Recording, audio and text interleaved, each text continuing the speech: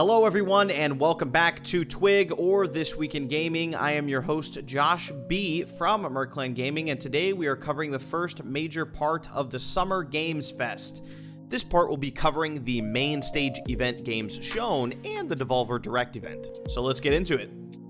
First off, they finally showed us a new Prince of Persia game, Prince of Persia: The Lost Crown. It is a 2D side-scrolling action platformer set in ancient Egypt. You slash your way through enemies or partake in side-scrolling platforming. This game has an art style that benefits from its 2D perspective while still being 3D. The game is set to launch January 18th, 2024.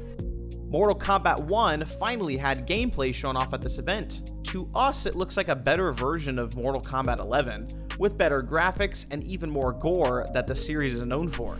We got to see the new timeline version of some of the characters and the new cameo system that is just an assist system from other fighting games. The sad part is that some of these fighters will only be cameo characters, so you can't actually play them, you can only call them in for backup. We will just have to wait and see who got locked in the cameo system when the game launches September 19th. From the creators of Bulletstorm comes Witchfire, a very fast-paced shooter that looks to take place in a demonic Old West. You will be shooting demons with guns, crossbows, and magic, or just straight up punching them. This action-packed first-person shooter goes into early access on September 20th. Next up is Remnant 2, the 1 to 4 player Dark Souls-like game but with guns.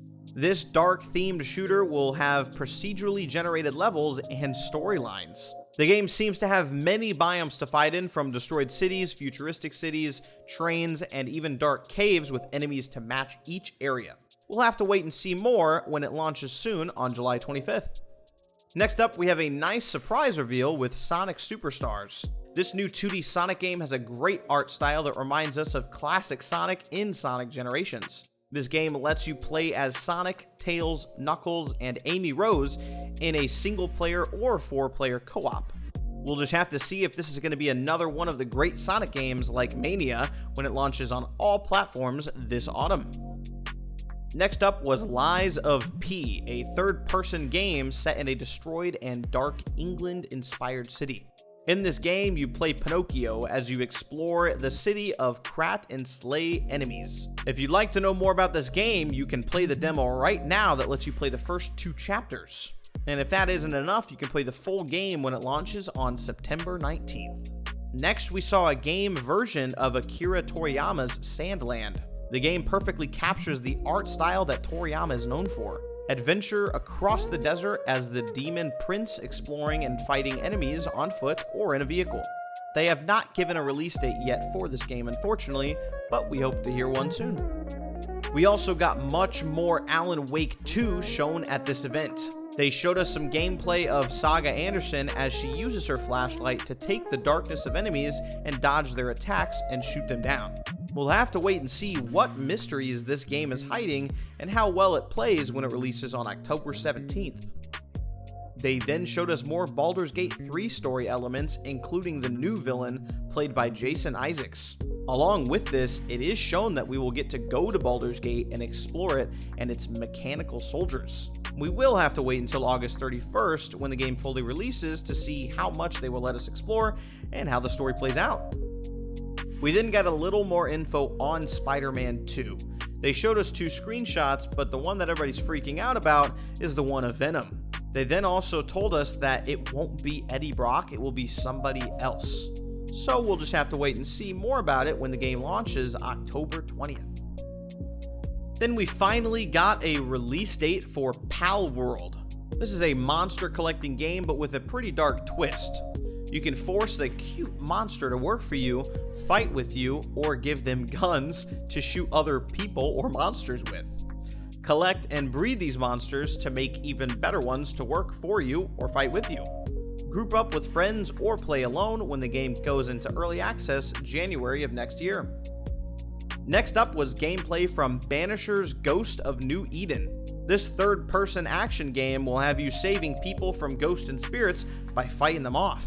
You can play as 2 characters at once in this game, Red and his ghost ally, Antia. You progress through the story by fighting through the undead as you explore their past and make dramatic story changes along the way.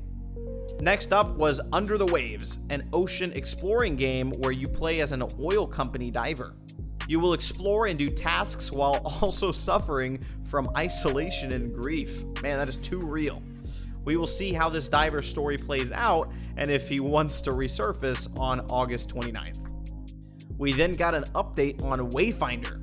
This action MMO from Airship Syndicate is set to have an early access this summer. We're hoping that they have improved the game from the first beta, and if so, what changes they've made. Next was the Time Shift Warrior. This hack and slash looks like Hades, but more like a puzzle game, as you use your rewind time power to kill enemies in multiple spots at the same time, or you can even solve puzzles. This confusing but kind of great looking game launches later this year. Fortnite had its new season shown at this event. This jungle-themed season introduces a Transformers crossover along with a new jungle area to explore and some puzzles to solve. The new jungle has many new plants that can be bounced on, heal, or explode you, so be careful. This season actually just dropped, so you can go out there and play it right now. Now, before we get to the biggest thing shown at this event, let's look at the 4 games shown at the Devolver Direct. The first being Wizard with a Gun. This top-down survival game has 6 unique characters you can play as you explore the broken world and build your own base and better weapons. Then, by yourself or with friends, you slay monsters and try to rebuild the broken world. There is a playable demo available right now on Steam for this game. Next shown off was Talos Principle 2, a puzzle game set thousands of years into the future with robots. This story-driven puzzle game is all about trying to solve the mysteries of the past and why only robots are left. It is set to launch later this year. We were shown a strange physics-based game, Baby Steps. In this game, you play as a man named Nate as you deal with the simple problem of walking. From the looks of it, the only part of him you can control is his legs, and it doesn't look easy to do. We'll have to wait and see more when it releases later this year. Lastly, from the Devolver Direct, we were shown Human Fall Flat 2. Very excited for this one. This multiplayer physics-based puzzle game now seems to have a construction theme. We are definitely expecting to see more of this game, and hopefully more than just construction-themed levels. We hope to see you and your friends destroying everything in your way just to get to the end. And now for the biggest thing shown for the first half of our Summer Games Fest recap, Final Fantasy VII Rebirth. This next installment in the 7 Remake series explores the vast world outside of the city of Midgard. We see Chocobo riding, Red 13 and Yuffie joining the party, combo techniques between party members, and many locations we are excited to see again. We can't wait to see what these new changes to the locations will be and how they might affect the story when it launches early next year. And that will be it for the first half of Twig Summer Games Fest recap. Again, our part 2 should be out around Wednesday, so please make sure to check that out. Also, make sure to check out all of our other videos and subscribe for more content coming in the future of all things gaming. This has been Josh B. from MER Gaming, and I will see you next week for another episode of This Week in Gaming.